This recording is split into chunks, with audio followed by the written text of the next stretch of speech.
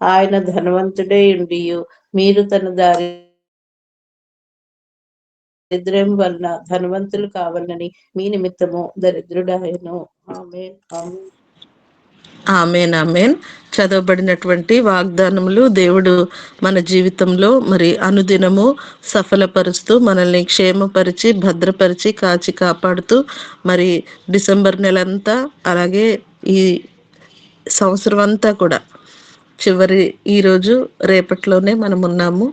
ఎంత అద్భుత రీతిగా మరి దేవుడు మనల్ని సంరక్షించి పోషించి కాచి కాపాడి చక్కని ఆరోగ్యాలనిచ్చి ప్రతి విషయంలో కూడా మనల్ని మేలులతో నింపినందుకు మొదటిగా దేవాది దేవునికి కృతజ్ఞతాస్థుతులు చెల్లించుకుంటూ నేటి దీవెనతో మనందరినీ దీవించి ఆశీర్వదించునుగాక. ఆమెన్. ఆమెన్. రండి మరి ప్రశస్తమైనటువంటి సమయంలోకి వచ్చాము. ఈరోజు మనకి వాక్య సందేశాన్ని అందజేయడానికి గ్రేస్ మనోరంజని పాస్టమ్మ గారు సిద్ధపడి ఉన్నారు. సమయాన్ని పాస్టమ్మ గారికి ఇద్దాము. అమ్మ వందనాలు. 6:10 వరకు మీకు సమయం ఉంటుంది. వాక్య సందేశాన్ని అందజేయవలసిందిగా ప్రేమపూర్వక ఆహ్వానము. వందనాలమ్మ. పరిశుద్ధైన ప్రభువుకు వేలాది వేల స్తుతులు స్తోత్రాలు. చేరి వచ్చిన మీ అందరికీ క్రీస్తు పేరట శుభాభివందనాలు. దేవా, నా దేవుడవు నీవే, వేకువనే నేను వెతికెదను. నా ప్రాణమా యెహోవాను స్తుతించుము. మనకు బలమై ఉన్న దేవునికి ఆనందగానం చేయడి. యాకోబు దేవుని బట్టి ఉత్సాహధ్వని చేయడి. కీర్తన ఎత్తుడి. ఎలుక తప్పెట పట్టుకోండి. స్వరమండలమును మనోహరమైన సితారాను వాయించుడి. ప్రభును ఆరాధించుడి. ప్రభును స్తుతించుడి. ప్రభును మహిమపరచుడి. చేరవచ్చిన మనమందరము పరిశుద్ధ ప్రభువునకు అప్పగించుకొని ఆయన పరిశుద్ధ స్వరం మనకు వినపడలాగున, పరిశుద్ధమైన మాటలు మనకు అందజేయలాగున ఏకంగా కూడి ఆయనను స్తుతించి ఆరాధించి మహిమపరుస్తాము. ఆరాధనా ఆరాధనా ఆరాధనా ఆరాధనా ఆరాధనా ఆరాధనా ఆరాధనా ఆరాధనా. నా ప్రేమ గీతం నీవే యేసు నాదా. నా ప్రేమ గీతం నీవే యేసు నాదా. నా జీవితం మించిన నా శ్రేష్ఠుడవు నీవే. నా జీవితం మించిన నా శ్రేష్ఠుడవు నీవే. ఆరాధనా ఆరాధనా ఆరాధనా ఆరాధనా.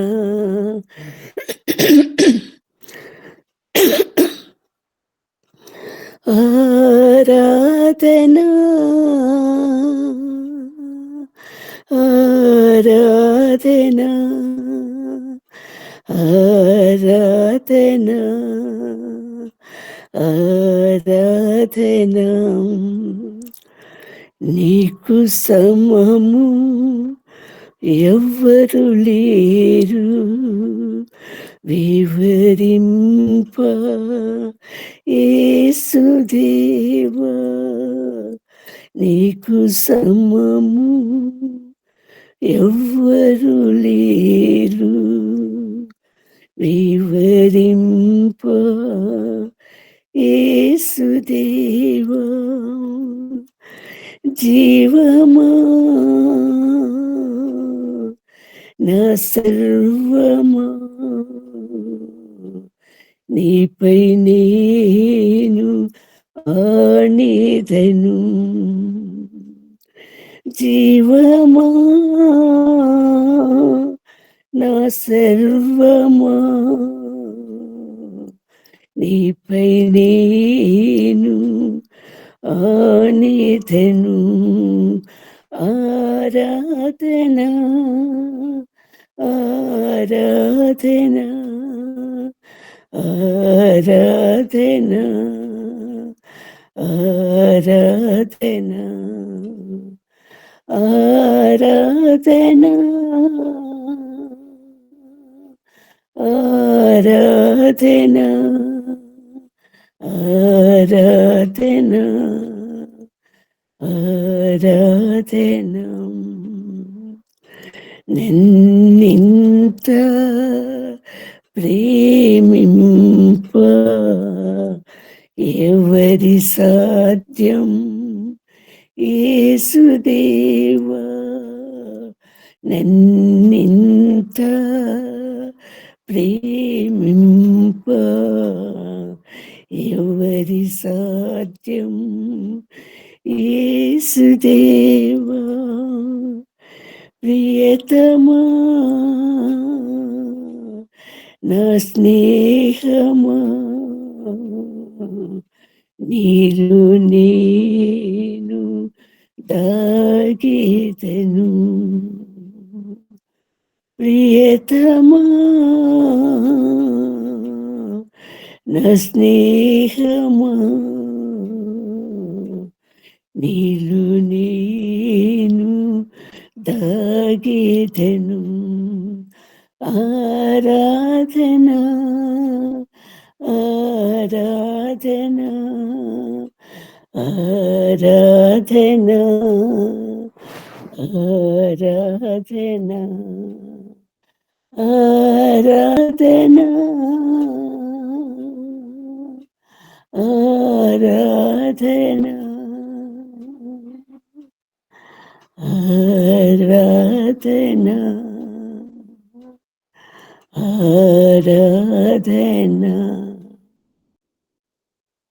ప్రభువైన యేసుక్రీస్తు మీ సన్నిధి మాతో ఉందని, ఈ ఉదయకాల సమయంలో మీరు మాతో మాట్లాడనే ఉన్నారని సంపూర్ణంగా నమ్మొచ్చు.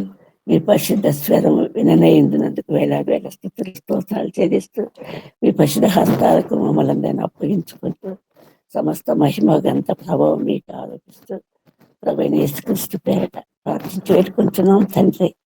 ఆమేన్ ఆమేన్. ప్రియులారా, ఈరోజు ప్రభు మనతో మాట్లాడిన అంశము యెషయా గ్రంథము 61వ అధ్యాయము 1 నుంచి 3 వచనాలు అయినప్పటికీ అందులో శ్రేష్టమైనటువంటి భాగంగా బూడిదయు ప్రతిగా 3వ అధ్యాయము ఆఖరి భాగంలో బూడిదకు ప్రతిగా పూదండను, బూడిదకు ప్రతిగా పూదండను అన్న అంశం మీద మనం కొద్దిసేపు ధ్యానించుకుందాము. బూడిద మనకు ఎప్పుడు లభ్యమవుతుంది? కాల్చినప్పుడు బూడిద లభ్యమవుతుంది. అది ఏదైనా కూడా కాల్చినప్పుడు, దహింపబడినప్పుడు, సంపూర్ణంగా దహింపబడినప్పుడు బూడిద అవుతుంది.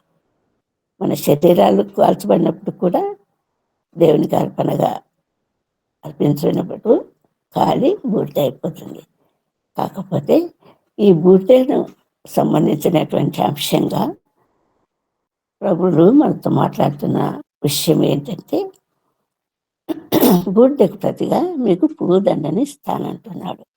అంటే బూడిద విధవైంది, పూదండ శ్రేష్టమైనటువంటి ఒక సత్కారానికి, ఒక గౌరవానికి, ఒక ఆరాధనకు, ఒక ప్రేమకు సంకేతంగా మీకందరికీ పూదండను ధరింపచేస్తానంటున్నాడు. ఈ బూడిద అన్న విషయానికి వస్తే ఆత్మీయ సత్యంగా యేసుక్రీస్తు ప్రభు జననము కాకమునిపే 6 నెలల ముందుగానే పరిశుద్ధాత్మ చేత నింపబడి దర్శనం కలిగినటువంటి జకర్యా, ఎలిజబెతుల సంతానము బాప్తిస్మిచ్చి యోహాను ఇంటిలాగా యోహాను ముందుగానే ప్రభు యొక్క దూతగా తన సువర్తమానం ప్రకటించడానికి పంపబడినటువంటి వాస్తవికత మనందరికీ తెలుసు. ఆ యోహాను ప్రకటించినది ఏంటంటే, పశ్చాత్తాపపడండి, మారు మనసు పొందండి, మరి నేను నీళ్ళతో మీకు బాప్తిసం ఇస్తున్నాను, కానీ నా వెనుక వచ్చేవాడు పరిశుద్ధాత్మతో మీకు బాప్తిసం ఇస్తాడు. ఇదిగో ఇప్పుడే గొడ్డలి చెట్టు వేరున ఉంచబడింది, ఫలింపని ప్రతి చెట్టు నరకబడుతుంది, అది అగ్నిలో వేయబడుతుంది. వేయబడిన ఫలితంగా ఏమొస్తుంది? బూడిద వస్తుంది. కాలి బూడిద అవుతావు. ఎవరైతే ఫలింపరో, ఎవరైతే దేవుని వాక్యం అంగీకరించారో, ఎవరైతే మారు మనసు పొందరో, వారి మనసు పొంది బాప్తిస్మం తీసుకోలేని వారంతా కాలి బూడిద అయిపోతారు అన్నటువంటి వాస్తవికత. ఆ బూడిద అయిపోతారు అన్నప్పుడు పాపము లోకంలో నిలిచినంత కాలము మరి ఒక మనిషి మానసిక స్థితి, శారీరక స్థితి, దౌర్భాగ్య స్థితి. యేసుక్రీస్తు ప్రభువుల వారు ఈ లోకంలోకి వచ్చినటువంటి శ్రేష్టమైనటువంటి కారణం ఏంటంటే, అటువంటి స్థితిలో ఉన్నటువంటి ఒక దుమ్ము, ధూళి, బూడిద అయినటువంటి స్థితి. నీ అంతిమ దశ అదే. నువ్వు ఎంతకాలం బ్రతికినా కూడా దుమ్ము, ధూళి, బూడిదతో సమానమై ఉంటుండగా, అటువంటి స్థితి నుండి ఎప్పుడైతే నువ్వు మరణాన్ని కొని తెచ్చుకున్నావో, ఎప్పుడైతే దేవునికి అవిధేయత చూపినావో, అప్పుడంతా నువ్వు పాపంలో జీవిస్తూ ఉన్నట్లే లెక్క. అటువంటి స్థితిలోనే నువ్వు మరణిస్తే నువ్వు కాలి బూడిదైపోతావు. దేవుని దృష్టిలో నువ్వు ఫలింపని చెట్టు. ప్రభు మన జీవితాలంతా కూడా ఫలించే చెట్లతో పోల్చబడి మరి శ్రేష్టమైనటువంటి ఆత్మీయ సత్యాలు బయలుపరుచుంటుండగా, ఆ సత్యంలో ఒకటి ఏంటంటే, మరి అంగీకరించకపోతే, దేవుని యందు నువ్వు వేరుపారి స్థిరత్వం పొందకపోతే, బలంగా నాటుకోకపోతే నీకు సంభవించేటటువంటి దురవస్థ, దుర్గతి, పట్టే దుర్గతి ఏంటంటే నువ్వు కాలి బూడిద అయిపోతావు. అటువంటి స్థితిలో నుండి నిన్ను రక్షించటానికి యేసుక్రీస్తు ప్రభు వారు ఈ లోకంలోనికి వస్తున్నారు, నా వెనుక రాబో దూత అని యేసుక్రీస్తు ప్రభుని గురించినటువంటి సువార్త ప్రకటన బాప్తిస్మిచ్చి యోహాను ద్వారా జరగబడింది. అటువంటి స్థితిలో మరి ఆ దుర్గతిని పొందినటువంటి మనుషులను గురించి లేఖనాలు కూడా ప్రస్తావిస్తుంటున్నాయి. అందులో ఒక్క యోబును మాత్రం చూస్తే ఆ యోబు యొక్క దుస్థితి కూడా మనకు ఎక్కడ కనిపిస్తూ ఉంది. యోబు 42వ అధ్యాయము 5వ వచనము నుండి 5వ వచనము 6వ వచనము చదువుకుంటే, యోబు 42, 5, 6.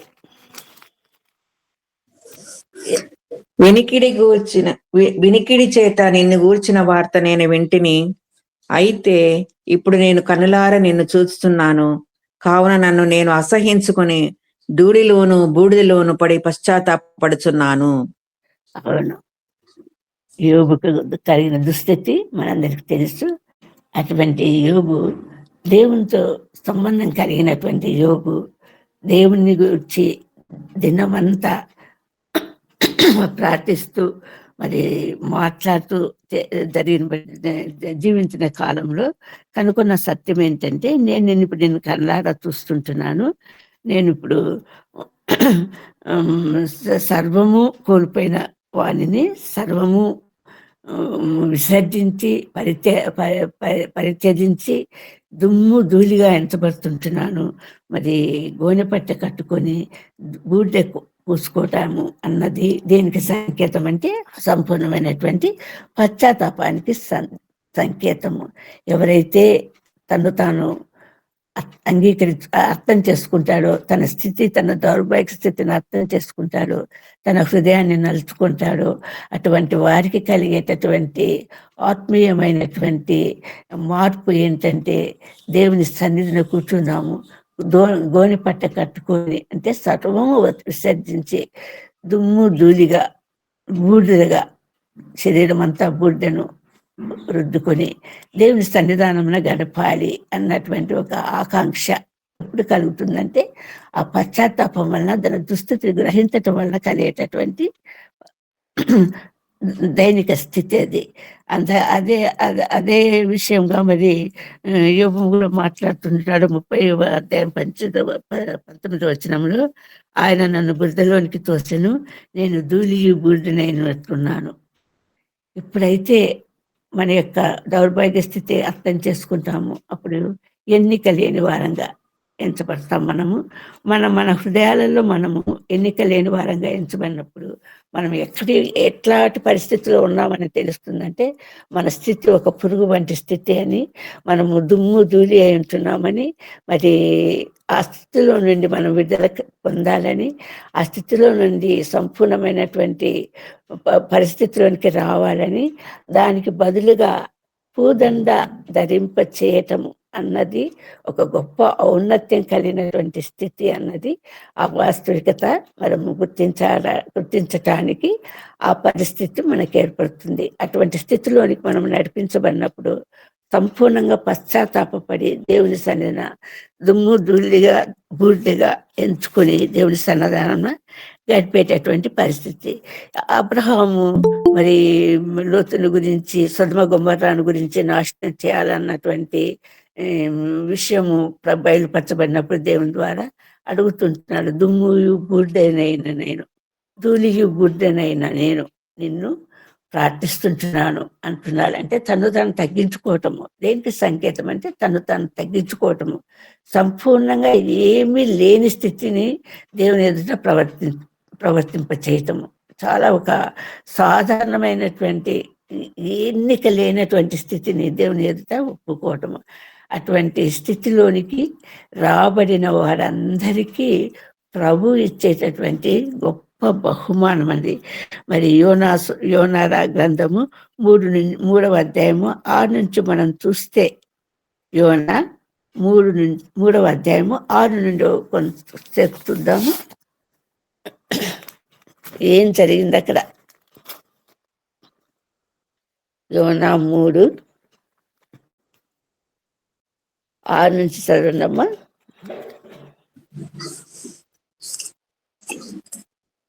ఆ సంగతి నినివే రాజునకు వినబడినప్పుడు అతడును తన సింహాసనం మీద నుండి దిగి తన రాజవస్త్రం తీసివేసి గోనెపట్ట కట్టుకుని బూడిదలో కూర్చుండెను. చదవమ్మా. మరియు రాజైన తానును ఆయన మంత్రులను ఆజ్ఞ ఇయ్యగా, ఒకవేళ దేవుడు మనసు త్రిప్పుకొని పశ్చాత్తాప్తుడై మనము లయము కాకుండా తన కోపాగ్ని చల్లార్చుకును గనుక మనుషులు ఏదియూ పుచ్చుకొనకూడదు, పశువులు గాని ఎద్దులు గాని గొర్రెలు గాని మేత వేయకూడదు, నీళ్లు త్రాగకూడదు. మనుషులందరూ తమ దుర్మార్గములను విడిచి తాము చేయు బలత్కారమును మానివేయవలెను. మనుషులేమి పశువులేమి సమస్తమును గోనెపట్ట కట్టుకొనవలెను. జనులు మనఃపూర్వకముగా దేవుని వేడుకొనవలని అని దూతలు నినివే పట్టణములో చాటించి ప్రకటన చేసిరి. అవును, యోనా నినివే పట్టణము యొక్క దుర్గతిని ప్రకటించడానికి యోనాను దూతగా పంపినప్పుడు, ఆ ప్రకటన విన్నప్పుడు రాజు ఇక్కడ ఏం చేస్తుంటున్నాడంటే, తన్ను కూడా గోనెపట్ట కట్టుకొని బూడిదలో కూర్చుండి సమస్తానికి తన రాజ్యంలో సంబంధించిన సమస్తానికి ఆజ్ఞాపిస్తుంటున్నది ఏంటంటే, అందరూ కూడా ఆ స్థితిలోనికి రండి. మనం సంపూర్ణంగా పశ్చాత్తాప హృదయం కలిగిన వారమైతే ప్రభువే తను కూడా పశ్చాత్తాపడి మన ఎడల జరగబోయే గొప్ప మరి భయంకరమైనటువంటి వినాశకరమైనటువంటి హేయమైనటువంటి దుర్గతి నుండి తప్పించి కాపాడతాడు. కాబట్టి అందరూ గోనెపట్ట కట్టుకొని బూడిదలో కూర్చొని, పశువులు కూడా ఏది మేత కూడా మేయటానికి వీల్లేదు అన్నటువంటి శాసనము పుట్టించినటువంటి వాస్తవికత లేఖనాలు తెలియజేస్తున్నాయి. అంటే మన పరిస్థితి ఎలా ఉంటుందంటే, ఒక గొంగడి పురుగులాగా, హీనమైనటువంటి పురుగులాగా ఆ దశలో నుండి ప్రభువు మనల్ని సంపూర్ణంగా రూపాంతరత చెంది ఒక అందమైన సీతాకోక చిలుకగా మార్చాలన్నది ప్రభు యొక్క ధ్యేయం ఏంటున్నది. ఆ అందమైన సీతాకోక చిలుక పురుగు అన్నది నాశనానికి కారణమైతే, అందమైన సీతాకోక చిలుక జీవానికి కారణము. సమస్త వృక్ష జాతిని అంతా కూడా చైతన్యపరుస్తుంది, ఉజ్జీవపరుస్తుంది.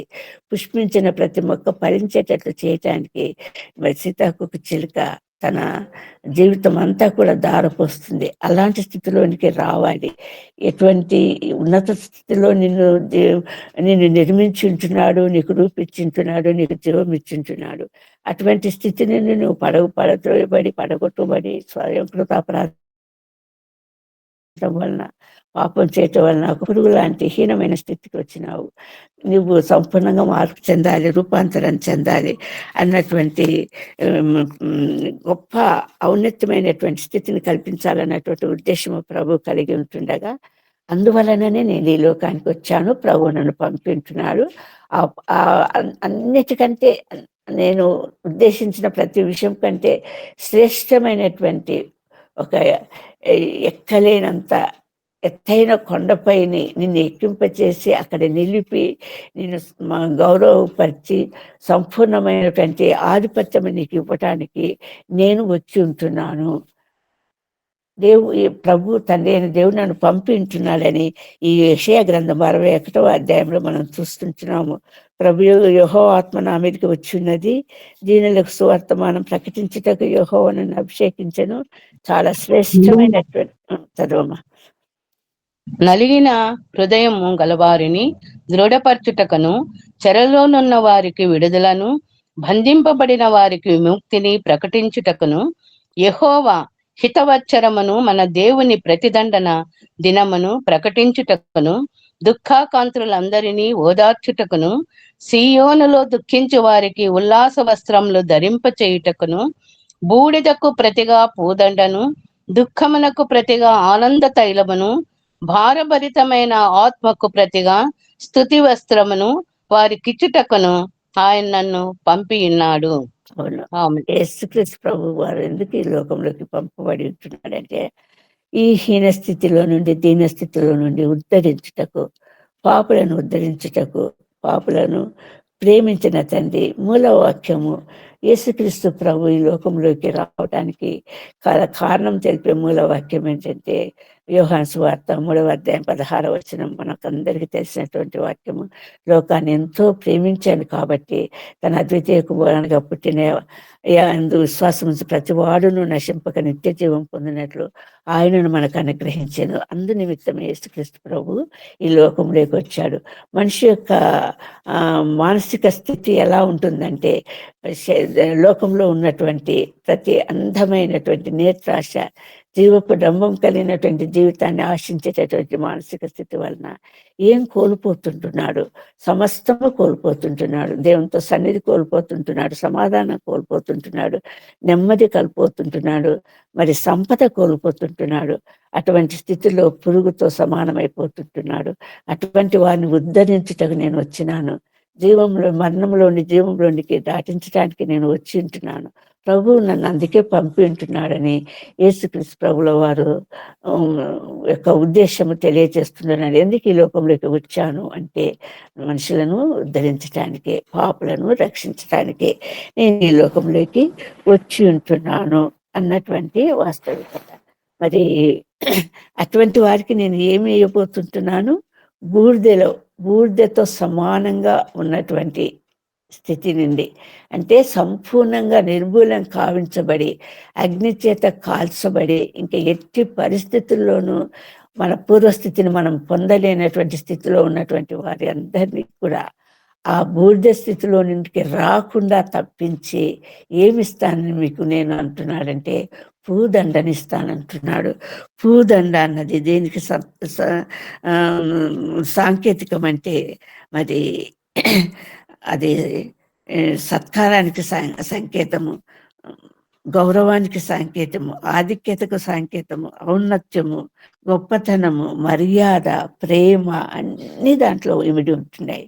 గౌరవించటము, సత్కరించటము, సత్కారం చేయటం అన్నది పూదండతో నేను నిన్ను సత్కరించబోతుంటున్నాను అన్నటువంటిది మనము తెలుసుకుంటున్నటువంటి ప్రభు యొక్క వాస్తవికమైనటువంటి ఉద్దేశము. దేవుడు ఎందుకు ఈ లోకంలోకి వచ్చాడు, ఎందుకు తను తాను తగ్గించుకొని రిక్తునిగా చేసుకుని దాసుని స్వరూపం ధరించుకొని మరి మానవ శరీరంతో ఈ లోకంలోకి ప్రవేశించాడంటే ఇంత శ్రేష్టమైనటువంటి ఒక గొప్ప ఔన్నత్యం కలిగినటువంటి ఉద్దేశంతో పతనమైనటువంటి కోలుకోలేనటువంటి దుస్థితిలో ఉన్నటువంటి స్థితి నుండి నిన్ను రక్షించటానికి, తప్పించటానికి, తిరిగి నిన్ను నిలవబెట్టడానికి, పడిపోయిన నిన్ను ఉద్ధరించటానికి, కోల్పోయినవన్నీ సమస్తము నీకు తిరిగి ఇవ్వటానికి నేను ఈ లోకంలోకి వచ్చాను.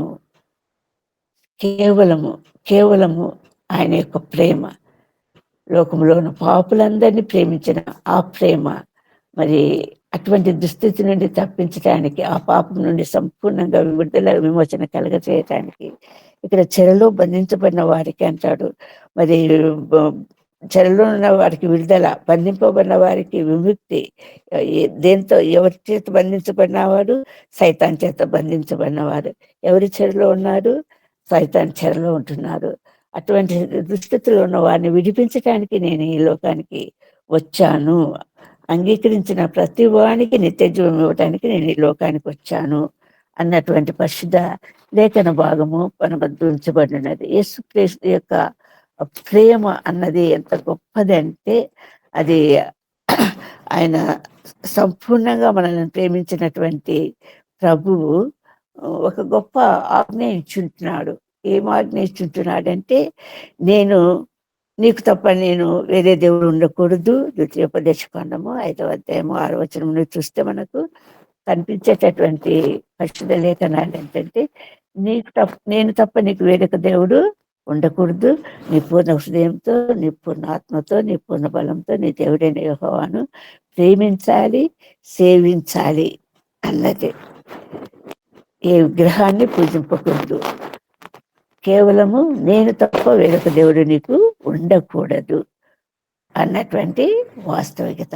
ప్రభు ఇంకొక వాస్తవికత ఏం తెలియజేస్తుంటున్నాడంటే, యోహాను సువార్త 15వ అధ్యాయం మనం చూస్తే, నేను నిజమైన ద్రాక్షావళిని, నా తండ్రి వ్యవసాయకుడు. తీగలు మీరు, ఫలించని ప్రతి తీగ తొలగించబడుతుంది, ఎండిపోతుంది, కాల్చబడుతుంది, బూడిదగా మార్చబడుతుంది. నాలో ఉండి మాత్రమే మీరు ఫలించగలరు, కానీ నాకు వేరుగా ఉండి మీరు ఏమీ చేయలేరు అన్న పరిశుద్ధ సత్యము బయలుపరచడానికి ప్రభువు మాట్లాడుతుంటున్నాడు. అటువంటి స్థితిలోనే ఉండాలి నువ్వు. నీ జీవితం అంతా కూడా ద్రాక్ష వల్లిలో నువ్వు తీగగా ఉంటే మాత్రమే నువ్వు ఫలించగలుగుతావు. లేకపోతే ఎండిపోతావు, వేరు చేయబడతావు, రాలిపోతావు, అగ్నికి అప్పగించబడతావు, కాలిపోతావు, బూడిదైపోతావు. అటువంటి స్థితిలో నుండి విమోచించడానికి, విడుదల చేయటానికి, హితవచనం ప్రకటించడానికి నేను వచ్చి ఉంటున్నాను అంటున్నాడు. హితవచనం అంటే ఒక బానిసత్వంలో ఉన్నటువంటి ప్రతి వాడు కూడా ఆ బానిసను 7 సంవత్సరాలు అంటే అట్లా 7 మార్లు అంటే 49 సంవత్సరాలు బానిసత్వంలో ఉన్నప్పుడు వారికి విడుదల కలిగచేసి 50వ సంవత్సరము హితవత్సరం అవుతుంది. ఆ సంవత్సరం ప్రకటించటానికి, అంటే సంపూర్ణంగా బానిసత్వం నుండి విడుదల చేయటానికి, విమోచించటానికి నేను పంపబడి ఉంటున్నాను, నేను వచ్చి ఉంటున్నాను అన్నటువంటి పరిశుద్ధ లేఖన భాగము మన ముందు ఉంచబడి ఉంటున్నది. మరి ఈ సత్యాన్ని సంపూర్ణంగా గ్రహించటానికి ప్రభు యొక్క ఉపమానం, ఆయన మన ఇచ్చినటువంటి ఉపమానం ద్వారా మనం వెళితే మనకందరికీ బాగా తెలిసినటువంటి ఉపమానము లూకా సువార్త 15వ అధ్యాయము తప్పిపోయిన కుమారుని గురించినటువంటి ఉపమానం. కాకపోతే ఈ ఉపమానం గురించి మనము భౌతికంగా కాకుండా ఆత్మీయంగా మనం ఆలోచన చేస్తే అక్కడ కనిపింపచేసేటటువంటి పరిశుద్ధ ఆత్మీయ సత్యాలు ఒకసారి లూకా సువార్త 10వ అధ్యాయానికి వస్తాము. అక్కడ మనకు ప్రభు బయలుపరిచేటటువంటి అంశాలను కూడా మనం ఒకసారి వాటి గుండా మనం వెళ్దాము. ఇక్కడ మనం చూస్తున్నది ఏంటంటే, తండ్రి అయిన దేవుడు,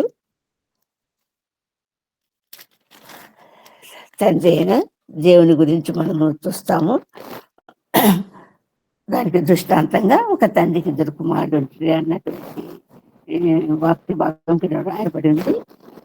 కాకపోతే ఇక్కడ ఇమిడి ఉన్నటువంటి ఆత్మీయ సత్యాలు మనం పరిశోధిస్తే ప్రభు తెలియజేస్తున్నటువంటి అంశాలు ఏంటంటే, ఆ తప్పిపోయిన కుమారుడు దేనికి దూరం అవుతున్నాడు, తప్పిపోవటం వల్ల పొందిన నష్టం ఏంటి, కోల్పోయినది ఏంటి, తిరిగి పొందటం వల్ల జరిగిన విషయం ఏంటి, ప్రభు ఏ మార్గం గుండా నడిపించాలనుకుంటే ఏ మార్గం గుండా వెళ్తున్నాడు, ఒక పతనావస్థకు చేరటానికి సులువైన మార్గంగా ఎంచుకున్నటువంటి అందరిని గురించి, తప్పిపోయిన కుమారుని గురించి, ఆత్మీయంగా పడిపోయిన కుమారుని గురించి ఇక్కడ ప్రస్తావించబడుతుంది. ప్రభు యొక్క ఆత్మీయ స్థితిని మనం గమనిస్తే మరి అటువంటి ఒక గొప్ప స్థితి ఇక్కడ తండ్రికి ఉన్నటువంటి గొప్ప భవంతి, ఆస్తి, పనివారు సమస్తం కలిగి ఉంటున్నటువంటి ఆ తండ్రి సమక్షంలో ఆ కుమారుడు ఉన్నంత కాలము చాలా క్షేమకరమైనటువంటి కాలము, సంతోషకరమైనటువంటి కాలము, సంపద కలిగినటువంటి కాలము. ఎప్పుడైతే వ్యతిరేకంగా ఆలోచన చేశాడో, ఎప్పుడైతే తండ్రి నుండి వేరు చేయబడాలని ఆశించాడో, ఎప్పుడైతే తండ్రి మాటలు వినలేకుండా పోయేటటువంటి పరిస్థితిని, దుస్థితిని తాను కల్పించుకున్నాడో, అప్పుడు ప్రభు నుండి ఆ దూరము, తండ్రికి కుమారునికి మధ్య కలిగినటువంటి దూరం అన్నది ఎక్కువ అయ్యే కొద్దీ ఏమేమి కోల్పోతాడు అన్నటువంటి ఆత్మీయ సత్యము ఇక్కడ బయలుపరచబడతా ఉంది. కుమారుడు ఎప్పుడైతే తండ్రికి ఉన్నటువంటి సమస్తము తండ్రితో పాటు అనుభవిస్తూ, తండ్రి యొక్క మాటలు వింటూ, తండ్రి యొక్క ఆజ్ఞలకు లోబడి, తండ్రితో సహవాసం కలిగినటువంటి జీవితాన్ని కాలతన్నుకోవటానికి మరి సైతాను ప్రోత్సహించి అతనిని బందీగా చేసుకున్నటువంటి పరిస్థితి మనం ఇక్కడ చూస్తుంటున్నాము. అందుకని ఆ కుమారుడు తండ్రి నుండి వేరుగా వెళ్ళినటువంటి పరిస్థితి, తాను అతిశయించుకుంటున్నాడు, తాను గొప్పగా చేసుకుంటున్నాడు. ఈ లోక సంబంధమైన ప్రతిదీ కూడా తనకి ఎంతో ఆశీర్వాదకారం అనుకుంటున్నాడు, సంతోషాన్ని కలగచేస్తుంది అని అనుకుంటున్నాడు. తండ్రికి దూరంగా ఉండినా కూడా నేను ఏమైనా చేయగలను అనుకుంటున్నాడు. కానీ ఏమి చేయలేనన్నటువంటి వాస్తవికత గ్రహించాలి అన్నది ఈ తప్పిపోయిన కుమారుని యొక్క మరి ఉపమానంలో ప్రభు తెలియజేస్తున్నటువంటి అంశము. అట్టి పరిస్థితులలో మరి వెళ్ళిపోయి ఉంటున్నాడు కుమారుడు. అక్కడ గొప్ప కరువు సంభవించింది. ఏం కరువు అది? ఆ కరువు ఏంటి? తండ్రితో సహవాసం లేకపోవటం వలన తండ్రి యొక్క మాటలు వినపడడం లేదు. తన తండ్రి పలికే ప్రతి మాట ఎంతో ఆశీర్వాదకరము, నడిపించేది, దారి తప్పకుండా చేసేటటువంటి ఆశీర్వాదకరమైన పరిస్థితిని కోల్పోయినటువంటి కుమారుని మనం చూస్తుంటున్నాం. ఒకటి కరువు సంభవించింది. మరి సమృద్ధిగా ఆహారం ఉన్నటువంటి ఏది ఆహారము? ప్రభు యొక్క ఆహారం గురించి, తన గురించి ఆహారం గురించి ఏం మాట్లాడుతుంటున్నాడు? సమరయ స్త్రీతో మాట్లాడుతున్నప్పుడు ఏం మాట్లాడుతుంటున్నాడు? తన తండ్రి యొక్క చిత్తం నెరవేర్చుటే నాకు ఆహారం అయి ఉంటున్నది, ఆయన చిత్తం నెరవేర్చుటే నాకు ఆహారము పానమై ఉంటున్నది. ఈ కుమారుడు తండ్రి యొక్క ఉద్దేశం తెలుసుకోవటం లేదు. తండ్రి నుండి పొందేటటువంటి సమస్తము మరి కోల్పోతానన్నటువంటి ఇంగిత జ్ఞానము కోల్పోయిన వాడుగా మరి ఇక్కడ నిలబడుతున్నారు. కాబట్టి అటు కరువు సంభవించింది. అటువంటి పరిస్థితుల్లో ఏమైంది? ఆహారము దొరకటం లేదు, తనకు కావలసినటువంటి ఆహారం దొరకటం లేదు. అప్పుడు రియలైజేషన్, అప్పుడు పశ్చాత్తాపం అన్నది, తన దుస్థితి అన్నది గ్రహించటానికి అవకాశము చిన్న కుమారునికి, తప్పిపోయిన కుమారునికి కలిగినటువంటి విషయం మనం చూస్తుంటున్నాము. మరి పరదేశంలో చేరి ఉంటున్నాడు, తండ్రి స్వాస్థాన్ని వదిలిపెట్టి ఉంటున్నాడు, తండ్రి సహవాసాన్ని వదిలిపెట్టి ఉంటున్నాడు, తండ్రి యొక్క మాటలను వినలేకపోతున్నటువంటి పరిస్థితి, దేవుని యొక్క వాక్యానికి దూరము, ఆ వాక్యము పాదములకు దీపమై ఉంటున్నది, ఆయన త్రోవకు వెలుగై ఉంటున్నది. అటువంటి మాటలు, తండ్రి యొక్క మాటలు దూరమైపోయి ఉంటున్నది. ఆ అడుగులు తప్పటడుగులై ఉంటున్నాయి. జారిపోయిన పాదాలు కలిగి ఉంటున్నాడు, ఇటు నటు చూసే కన్నులు కలిగి ఉంటున్నాడు. మార్గంలో మరి స్వచ్ఛందంగా దేవుడు ఏర్పరిచిన మార్గంలో, రాజమార్గంలో నడవటానికి సంపూర్ణంగా తొలగించబడినటువంటి స్థితి, తప్పిపోయినటువంటి స్థితి.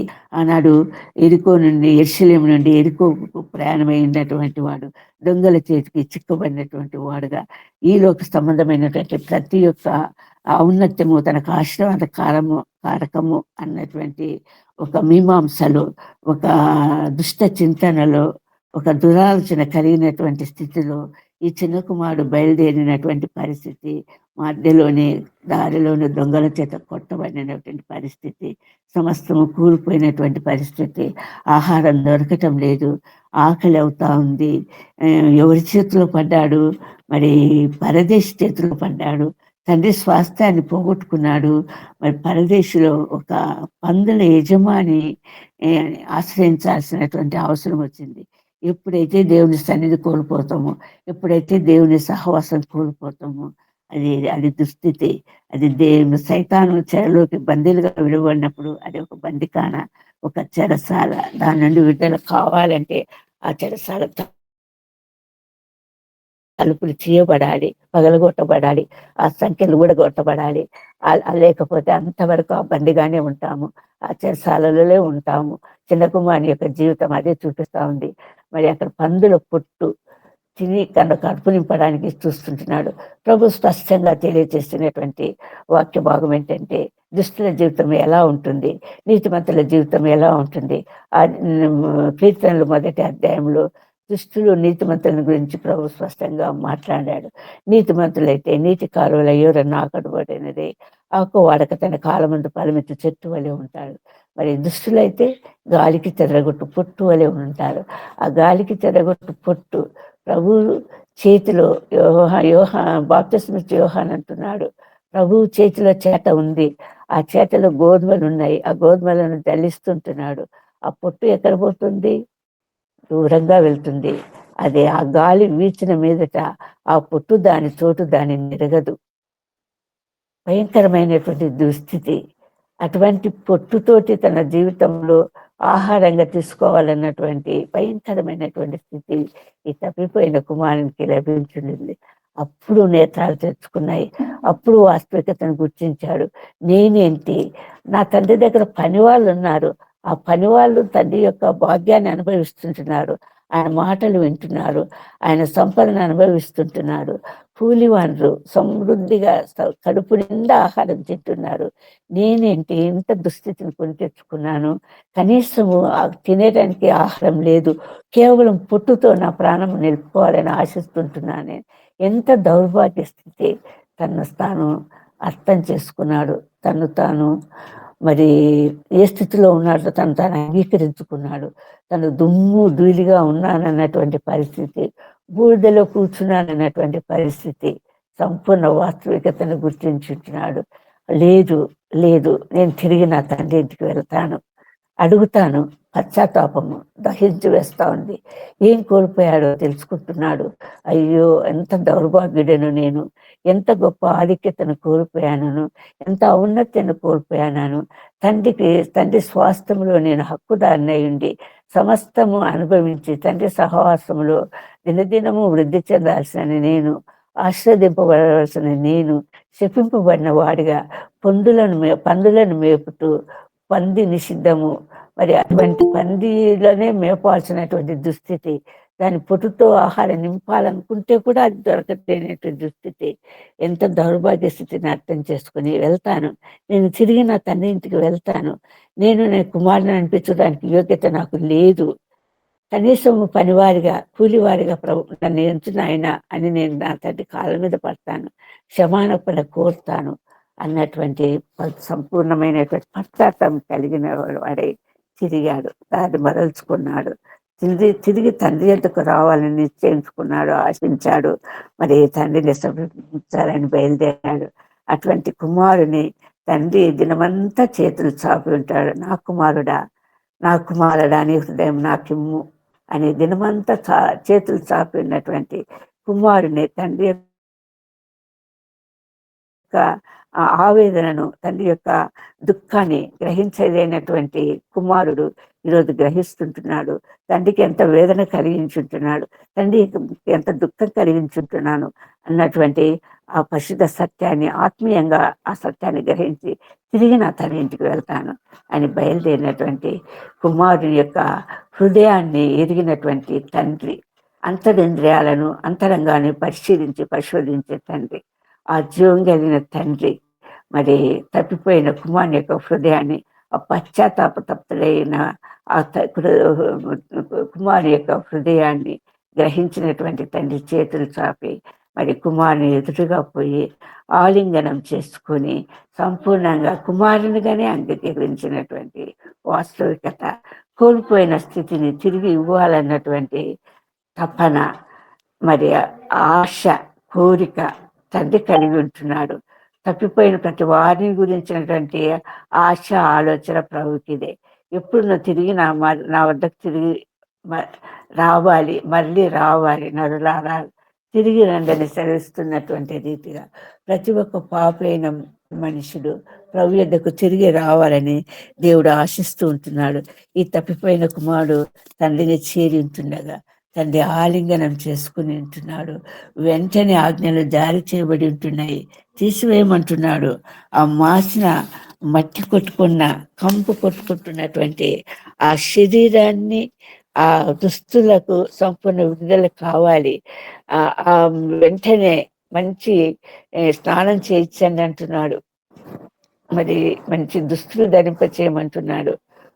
ఉంగరాన్ని తొలగించమంటున్నాడు. పాదాలకు చెప్పులు ఇవ్వమంటున్నాడు. అన్ని సమకూరుస్తున్నాడు.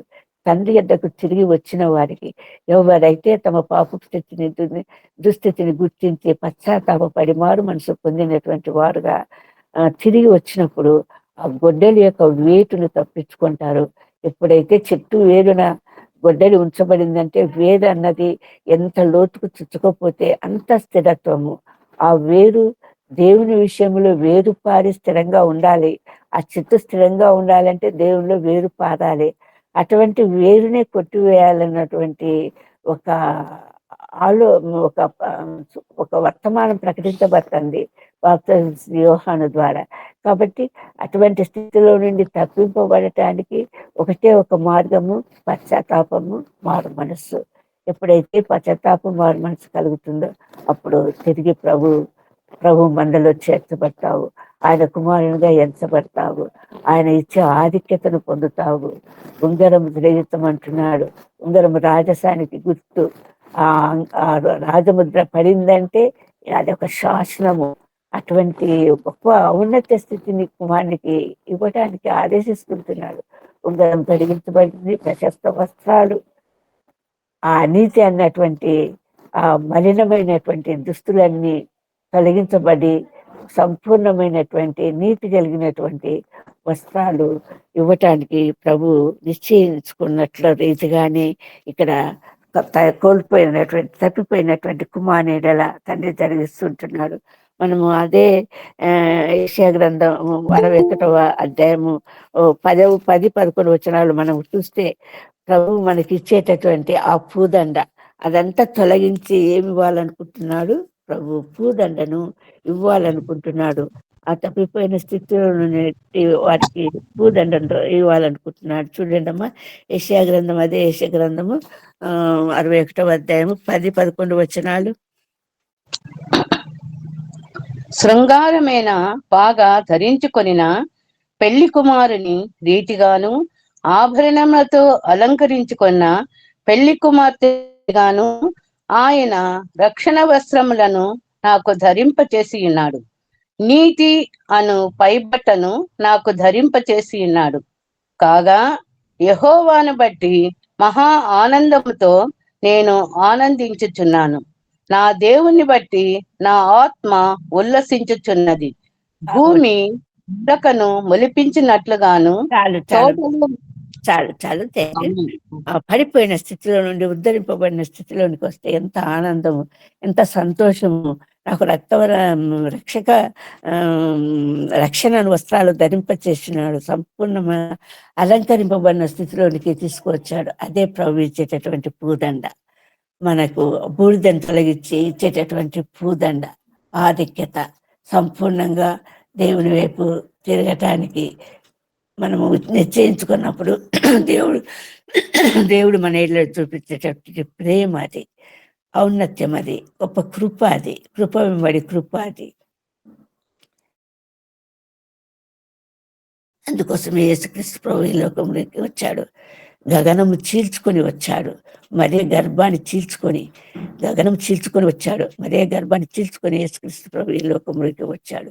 ఎందుకంటే గొప్ప స్థితిని, మరి నీ దైన్య స్థితిని, నీ బూడిద స్థితిని, పొర్లిపోయేటటువంటి స్థితిని, దుమ్ము ధూళైన స్థితిని తప్పించి నీకు గొప్ప సత్కారం చేయాలని, గొప్ప భాగ్యం అనుగ్రహించాలని, తన స్వాస్థ్యంలో పాలుపంపులు ఇవ్వాలని, తన కుమారునిగా అంగీకరించగాలని, తన సింహాసనం మీద ఆసనుడిగా చేయాలని ప్రభు యొక్క గొప్ప చిత్తమై ఉంటుండగా, ఆశ ఉంటుండగా, కోరిక ఉంటుండగా, మనుషులు దేవుడు చేసినటువంటి ఆ స్థితిని గుర్తింపలేకుంటున్నాడు. తనకిష్టమైనట్టు ఎవరికి ఇష్టమైన త్రోవల వారు తొలగిపోయి ఉంటున్నారు, దేవునికి దూరంగా ఉంటున్నారు. ఆయన స్వాస్థాన్ని అంగీకరించలేనటువంటి స్థితి, పొందలేనటువంటి స్థితి, అనుభవించలేనటువంటి స్థితి. ఎప్పుడైతే తిరిగి వస్తావో ఆయన ఈ ఆధిక్యత నీకు ఇచ్చి నేను సత్కరించబోతున్నాడు. దీనికి అంతటికీ కారణం ఏంటంటే దేవుని యొక్క కేవలము ప్రేమ. ఆయన ఎంతో ప్రేమించుంటున్నాడు కాబట్టి, పాపులను రక్షించడానికి మాత్రమే నేను ఈ లోకంలోకి వచ్చాడు కాబట్టి, నీతిమంతుల కోసం నేను రాలేదు, పాపుల కోసం మాత్రమే వచ్చానన్నటువంటి పరిశుద్ధ లేఖను బయలుపరచబట్టడానికి దేవుడు ఉపమాన రీతిగా మాట్లాడుతున్న విషయం మనం ఈ లూకా సువార్త 17వ అధ్యాయంలో తప్పిపోయిన కుమారుని విషయంలో చూస్తుంటున్నాము. ఏమంటున్నాడు తండ్రి, ఏమంటున్నాడు, ఈయన కుమారుడు చచ్చిపోయి తిరిగి బతికాడు, మరి తప్పిపోయి తిరిగి దొరికాడు, తిరిగి తన ఔన్నత్యం పొందటానికి తండ్రి యొద్ద కుమారులు వచ్చాడు. తండ్రి యొద్దకు తిరిగి మరలి రావాలి, పాప స్థితిలో ఉన్నటువంటి వారు మరలి రావాలి. దీనికి సాదృశ్యంగా మరి యోసేపును చూస్తే, యోసేపు ఫలించడి కొమ్మ. 50వ అధ్యాయంలో మనకు స్పష్టంగా తెలియజేయబడుతున్నటువంటి అంశం ఏంటంటే యోసేపు ఫలించడి కొమ్మ. యోసేపు ఫలించడి కొమ్మ ఎందుకు అయ్యాడంటే ప్రభు యందు సంపూర్ణంగా ఫలించాడు. అంటే ప్రభు ప్రేమను కలిగి ఉంటున్నాడు. తండ్రి ఎలాగో ప్రేమించాడు, యోసేపు కూడా తన వారిని అంతగా ప్రేమించాడు. తండ్రి యాకోబు చనిపోయాడు, మరి అటువంటి పరిస్థితులలో సహోదరులంతా భయపడిపోతున్నారు. తనకు కలిగినటువంటి తను చేసిన కీడంతటిని జ్ఞాపకం చేసుకుంటున్నాడు. దాని విషయము మరీ యోసేపు మనకు ఏం కీడు కలిగ చేస్తాడు అని అందరూ అన్నలంతా చేరి యోసేపును బ్రతిమాలుకుంటున్నాడు. తండ్రి మమ్మల్ని గురించి క్షమించమని చెప్పమని అన్నటువంటి మాటను జ్ఞాపకం చేస్తుంటున్నాడు. 50వ అధ్యాయంలో చూడండి, యోసేపు చక్కగా చెప్తుంటున్నాడు, మీరు దాని గురించి వ్యక్తంగా బాధపడొద్దండి, నేను మీకోసమే పంపబడి ఉంటున్నాను, నేను మీకోసమే ఇక్కడికి పంపబడి ఉంటున్నాను. మీరు నాకు ఎంత కీడైనా చేయాలని ఆలోచన చేసి ఉండొచ్చు, నన్ను బావిలోకి తోశారు, మరి బానిసగా అమ్మారు, పర్రాని కష్టాలు శోధనలు ఎదుర్కొన్నాను. ఇదంతా కూడా కేవలం మీకోసమే. ఎంతగా ప్రేమించాడు, తన కుటుంబాన్ని ఎంతగా ప్రేమించాడు. అటువంటి ప్రేమను కలిగి ఉండటము అన్నది ఒక పరిపూర్ణమైనటువంటి సంపూర్ణతకు ఒక నిదర్శనము. ఎప్పుడైతే నువ్వు ప్రేమ కలిగి ఉంటావో అప్పుడు దేవుని యొక్క నీతిని నెరవేర్చిన వాడవు అవుతావు, దేవుని యొక్క స్వాస్థాన్ని అనుభవించేవాడు అవుతాడు. ఈ లేఖన భాగము అక్కడగా చూసుకొని ముగించుకుందాము. కొలస్సై పత్రిక 3వ అధ్యాయం 12వ వచనం నుండి చదివేసేయండి అమ్మా. కొలస్సై పత్రిక 3వ అధ్యాయము 12వ వచనం నుండి చదవండి.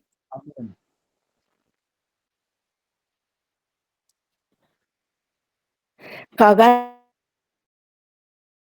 దేవుని చేత ఏర్పరచబడిన వారును పరిశుద్ధులను ప్రియులైన వారికి తగినట్లు దయాళుత్వమును, వినయమును, సాత్వికమును, దీర్ఘశాంతమును ధరించుకొనుడి. ఆమేన్. లేదు చదవమ్మా. ఎవడైనాను తనకు హాని చేసినని ఒకడు అనుకొనిన ఎడల ఒకరినొకడు సహించుచు ఒకరినొకడు క్షమించుడి. ప్రభువు మిమ్మను క్షమించిన లాగున మీరును క్షమించుడి. వీటన్నిటిపైన పరిపూర్ణతకు అనుబంధమైన ప్రేమను ధరించుకొనిడి. ఈ ప్రేమ అన్నది ఎప్పుడు బయలుపరచబడుతుంది? క్షమించినప్పుడు మాత్రమే. ఒకరినొకరు క్షమించిన ప్రభు మన పాపాల నిమిత్తము క్షమించటానికే ప్రభు ఈ లోకంలోకి వచ్చాడు. పూర్తిగా రక్షణ ఇవ్వటానికే వచ్చాడు. దీనికి సంబంధించిన విషయం ఏంటంటే ప్రేమ మాత్రమే. ఆ క్షమాపణ ఎప్పుడు వస్తుంది? ప్రేమించినప్పుడే వస్తుంది. లేకపోతే మరి పగ పెంచుకుంటాము, కీడు చేయాలని ఆలోచిస్తాము, హాని చేయాలని ఆలోచన చేస్తాము. దయా, జాలి, కనికరము సంపూర్ణంగా మనలో మాయమైపోతాయి.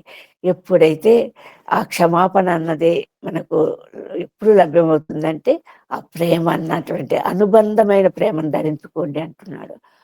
ఆ అనుబంధమైన ప్రేమనే యేసుక్రీస్తు ఈ లోకంలోకి పంపడానికి కారణము.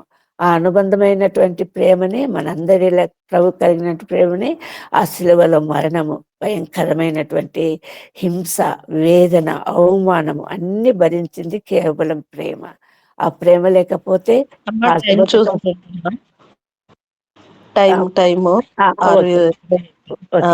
ఆ ప్రేమ చేత నీ శరీరం కాల్చబెట్టకు అప్పగించినాను, అది వ్యక్తమే.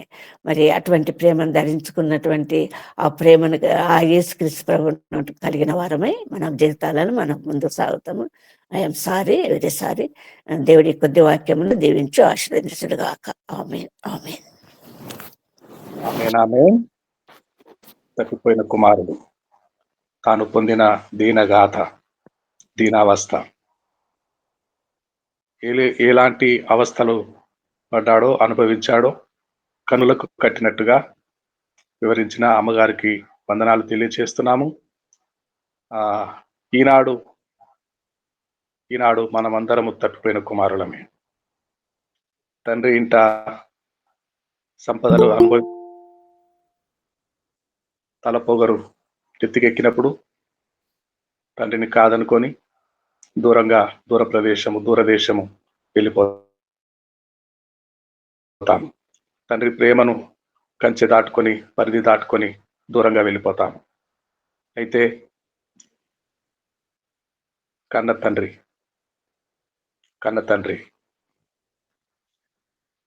తప్పిపోయిన కుమారుండు తండ్రిని విడిచి తరలిపోగా, తప్పు తెలిసి తిరిగి రాగా తండ్రి అతని చేర్చుకొనెను.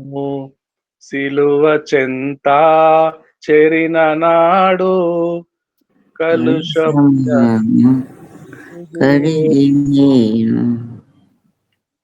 అయితే మనందరం ఏ స్థితిలో ఉన్నాము? తప్పు తెలిసి తిరిగి వచ్చిన కుమారుడు. వస్త్రములు కొత్తవి కట్టబడ్డాయి, ఉంగరము తొడగబడింది, స్నానం చేయించబడ్డాడు.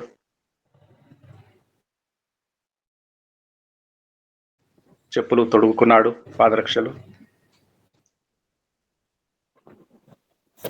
రాత్రి గడిచిపోయిన తర్వాత తెల్లవారి అదే దీనావస్థలో, అదే విడిచిపెట్టిన పాత వస్త్రములు, కంపు కొట్టుకోయిన పెంట మీద పడి ఉన్న వస్త్రములు ధరించుకొని, నెత్తి నిండా దుమ్ము ధూళి పోసుకొని, తండ్రి నాయనా క్షమించు నాయనా అని మరలా ఉన్నామేమో. మరలా పాత స్థితి జ్ఞాపకము వస్తుందేమో. ఒకసారి క్షమించబడ్డాం, ఒకసారి నూతన వస్త్రాలు, జలంతో స్నానము, ఉంగరము, పాదరక్షలు తొలగించబడ్డాయి. మరలా అదే పూర్వపు స్థితిని మాటికి జ్ఞాపకం చేసుకుంటున్నామేమో. మరలా అదే పూర్వపు స్థితి. తండ్రి ఒకసారి క్షమించాడు, తండ్రి అధికారములో హక్కుదారులమై ఉండవలసిన బాధ్యత ఉన్నది. అయితే మాటి మాటికి పడిపోయి చెడిపోయి పెట్టకుప్ప మీద పాత వస్త్రములు, మలిన వస్త్రములు తిరిగి ధరించుకొని ఎప్పటికీ అదే స్థితిలో కొనసాగుతున్నామేమో జాగ్రత్త. హక్కుదారుడయ్యాడు. తండ్రి అధికారములో పాలు పంచుకుంటున్నాడు. తండ్రి అధికారములో అనుభవిస్తున్నాడు, ఆనందిస్తున్నాడు. అయితే ప్రభుల వారు అవమానం ఎందుకు చెప్పారో మన గూర్చేనేమో తప్పు తెలిసి తిరిగి రాగా తండ్రి అతన్ని చేర్చుకున్నాడు.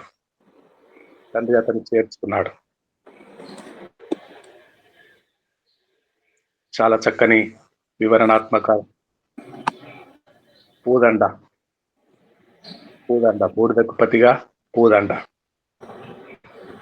చాలా అనుభవంతో కూడిన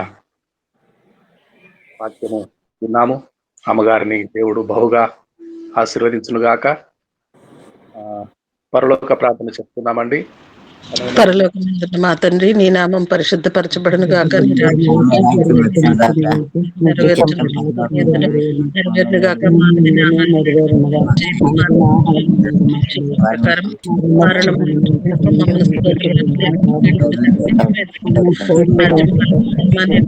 నీవే ఉన్నవి తండ్రి. ఆమేన్. స్వామి.